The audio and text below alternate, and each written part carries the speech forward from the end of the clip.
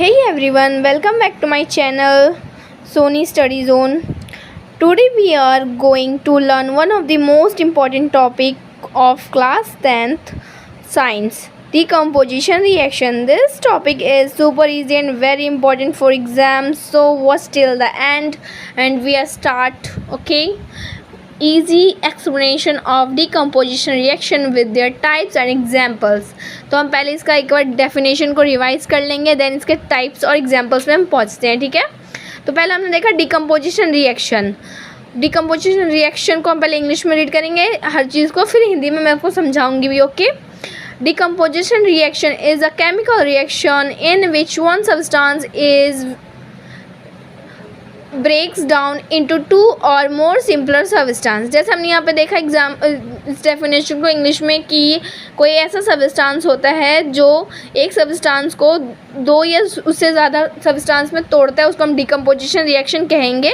Example देखते हैं यहाँ पे ए बी हमने कंपाउंड लिया है, ठीक, या फिर सबस्टांस, उसको हमने डिकम्पोज किया तो इसने दो सबस्टांस बनाए, एक ए और बी.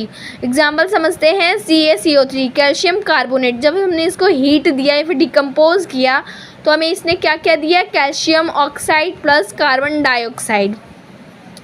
ओके, एंड अब इसके टाइप्स पे बढ़ते हैं हम. Types of decomposition reaction.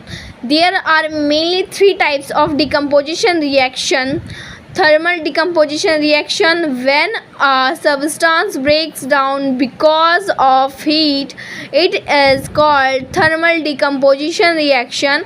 Example लेते हैं हम लेड नाइट्रेट का. जब हमने इसको हीट दिया तो हमें इसने क्या क्या दिया, lead oxide plus nitrogen dioxide plus oxygen.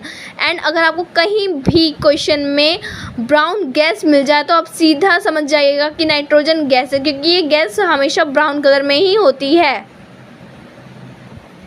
Next हम सेकेंड पार्ट देखते हैं, इलेक्ट्रोलाइटिक डिकम्पोजिशन रिएक्शन.